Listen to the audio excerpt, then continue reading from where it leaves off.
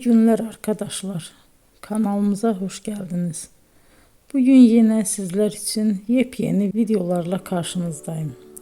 İki başarılı oyuncularımız Elçin Sangu ve Barış Ardus'tan güzel paylaşımlarını sizler için hazırladık.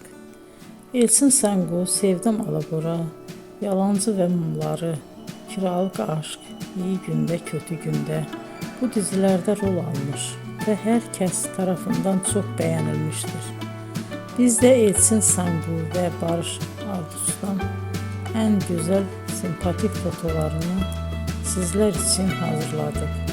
Bu karelerin devamını istiyorsanız emeğe saygı olarak kanalımıza abone olup yorum yazmayı unutmayın arkadaşlar. Teşekkür ederim.